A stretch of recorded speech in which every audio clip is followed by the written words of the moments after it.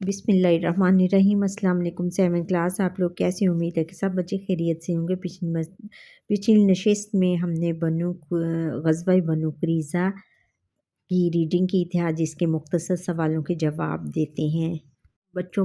سوال نمبر 2 ہے، مختصر جواب دیجئے۔ سوال نمبر 1 ہے کہ بنو قریظہ کون تھے؟ اب بچوں ہم یہاں سے دیں گے کہ بنو قریظہ مدینہ کا ایک مشہور اور نہایت ہی قدیم یہودی قبیلہ تھا۔ سوال نمبر 2، قدیم کس کو کہتے ہیں؟ بہت پرانا یہودی قبیلہ تھا، یہودیوں کا قبیلہ تھا۔ سوال نمبر 2 ہے کہ حضرت سعد بن معاذ رضی اللہ تعالیٰ عنہ کی شہادت کیسے ہوئی؟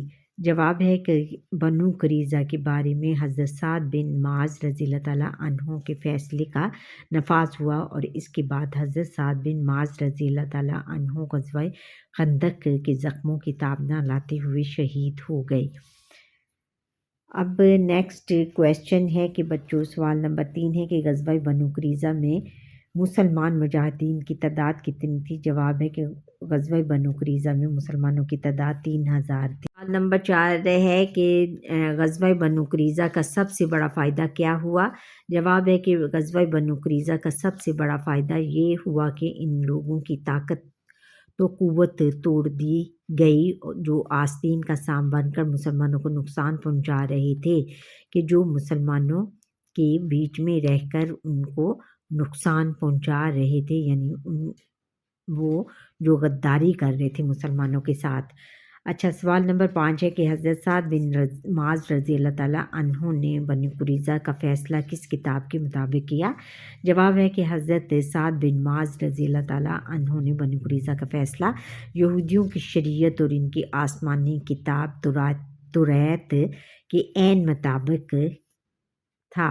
ان کا کیا فیصلہ؟ ان کی عین مطابق، توریت آسمانی کتاب توریت کے عین مطابق تھا۔ بچوں تفصیلی جواب ہے، تفصیلی جواب اس کا صرف ایک ہے۔ غزوہ بنو قریظہ کے اسباب، واقعات و نتائج تحریر کر۔ بنو قریظہ کے اسباب یہ تھے کہ بچوں یہاں سے آپ نے شروع کرنا ہے کہ بنو قریظہ غزوہ خندق کے دوران میں مشرکین و یہود نے بنی قریظہ سے رابطہ کیا اور مسلمانوں کو قتل کرنے کی ترغیب دی۔ یہودیوں نے مسلمانوں سے معاہدہ کر رکھا تھا، اس لیے مسلمانوں نے ان کی طرف سے بے فکری اختیار کی ہوئی تھی، لیکن یعنی وہ ان کی طرف سے بے فکر ہو گئے تھے کہ وہ تو ان کا ساتھ دیں گے، لیکن بنو قریظہ کے یہودیوں نے غزوہ خندق کے موقع پر مسلمانوں کو دھوکہ دیا اور 900 افراد مسلمانوں پر حملہ کے لیے تیار ہو گئے۔ بنو قریظہ کی یہ بد عہدی اور میثاق مدینہ سے انحراف، میثاق مدینہ سے انکار غزوہ بنو قریظہ کا اہم ترین وجہ تھی۔ بنو قریظہ نے اس وقت مسلمانوں کی پیٹھ میں خنجر گھونپا تھا، یعنی ان کو جو تھا دھوکہ دیا تھا، جب انہیں بنو قریظہ کے تعاون اور مدد کی سخت ضرورت تھی۔ غزوہ بنو قریظہ 5 ہجری میں پیش آیا۔ پھر ہم نے واقعات لکھنے ہیں۔ واقعات میں ہے کہ نبی کریم خاتم النبیین صلی اللہ علیہ وسلم جب غزوہ خندق سے واپس تشریف لائے تو حضرت جبرائیل علیہ السلام حاضر خدمت ہوئے اور عرض کیا کہ اے اللہ کے رسول، آپ خاتم النبیین صلی اللہ علیہ وسلم نے تو ہتھیار اتار دیے ہیں، مگر فرشتوں نے ابھی ہتھیار نہیں رکھے۔ آپ خاتم النبیین صلی اللہ علیہ وسلم اپنے ساتھیوں سمیت بنو قریظہ کا رخ کیجیے، اللہ تعالیٰ ان کے دلوں میں رعب اور قلعوں میں زلزلہ برپا کر دے گا۔ قلعوں یعنی ان کے گھروں میں ہلچل مچا دے گا۔ آپ خاتم النبیین صلی اللہ علیہ وسلم نے صحابہ اکرام رضی اللہ تعالیٰ عنہم کو حکم فرمایا کہ تمام لوگ عصر کی نماز بنو قریظہ میں جا کر پڑھیں۔ 3000 صحابہ اکرام رضی اللہ تعالیٰ عنہم بنو قریظہ کے علاقے میں پہنچے اور ان کے قلعوں کو گھیرے میں لے لیا۔ بنو قریظہ کا محاصرہ 25 دن تک جاری رہا۔ سے بچوں 1-2 آپ واقعہ لکھ لیں، جیسے کہ ایک ہے کہ ایک دن یہودیوں کے سردار کعب بن اسد نے قلعے کے اندر اپنے بڑے بڑے کمانڈروں اور خاص آدمیوں کو بلوایا اور ان سے مخاطب ہو کر کہنے لگا کہ میرے سامنے 3 تجاویز ہیں اور انہیں غور سے سنو۔ نمبر 1 ہے کہ اسلام قبول کر لو اور محمد رسول اللہ خاتم النبیین صلی اللہ علیہ وسلم کے دین میں داخل ہو کر جان و مال اور بال بچوں کو محفوظ کر لو۔ کیا ہے تمہیں خوب معلوم ہے کہ محمد رسول اللہ خاتم النبیین صلی اللہ علیہ وسلم اللہ کے نبی اور رسول ہیں، ان کا تذکرہ تمہاری اپنی کتابوں میں بھی ہے۔ پھر نمبر 2 ہے کہ اپنے بیوی بچوں کو قتل کر کے مسلمانوں پر ٹوٹ پڑو، پھر فتح پالو یا سب مارے جاؤ۔ پھر 3 ہے کہ ہفتے کے روز دھوکے سے مسلمانوں پر ٹوٹ پڑو، کیونکہ انہیں یقین ہوگا کہ آج کے دن یہود حملہ نہیں کریں گے۔ پھر یہودیوں نے کعب بن اسد کی یہ تمام تجاویز مسترد کر دی، یعنی ان کو ٹھکرا دیا اور ان میں سے کوئی بات قبول نہ کی۔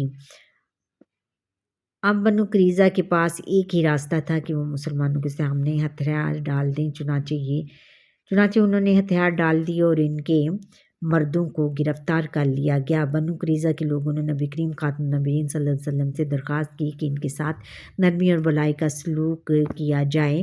آپ خاتم النبیین صلی اللہ علیہ وسلم نے فرمایا، کیا خیال ہے کہ اگر تمہارا ہی کوئی دوست تمہارے بارے میں فیصلہ کر دے، کہنے لگے یہ تو بہت اچھی بات ہوگی۔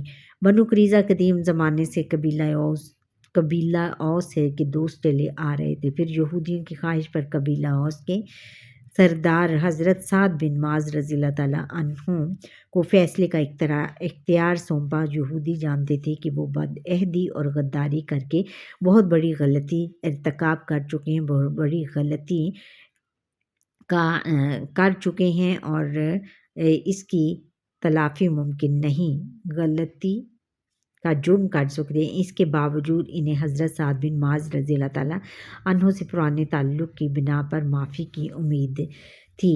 پھر یہ ہے کہ غزوہ خندق میں حضرت سعد بن معاذ رضی اللہ تعالیٰ عنہ کے بازو میں تیر لگ گیا تھا، جس کا وہ مدینہ منورہ میں علاج کروا رہے تھے۔ آپ خاتم النبیین صلی اللہ علیہ وسلم نے انہیں فیصلہ کرنے کے لیے بلوا لیا۔ حضرت سعد بن معاذ رضی اللہ تعالیٰ عنہ نے قبیلہ کے لوگوں نے ان سے درخواست کی کہ بنو قریظہ کے ساتھ شفقت کا معاملہ فرمائیں، لیکن حضرت سعد بن معاذ رضی اللہ تعالیٰ عنہ نے فرمایا، وقت آ گیا ہے کہ اللہ تعالیٰ کے دین کے معاملے میں سعد کو کسی ملامت کرنے والے کی ملامت کا ڈر نہ ہو۔ پھر انہوں نے فیصلہ سنایا۔ نمبر 1، بنو قریظہ کے تمام مردوں کو قتل کر دیا جائے، ان کی عورتوں اور بچوں کو قیدی بنا لیا جائے۔ نمبر 3، ان کے اموال کو مسلمانوں میں غنیمت کے طور پر تقسیم کر دیا جائے۔ اموال یعنی ان کی جو ان کی جائیدادیں تھیں یا ان کی جو جائیدادیں اور مکانوں وغیرہ تھے۔ حضرت سعد بن معاذ رضی اللہ تعالیٰ عنہ کا یہ فیصلہ یہودیوں کی شریعت اور ان کی آسمانی کتاب توریت کے عین مطابق تھا۔ توریت میں غداری کی یہی سزا درج ہے۔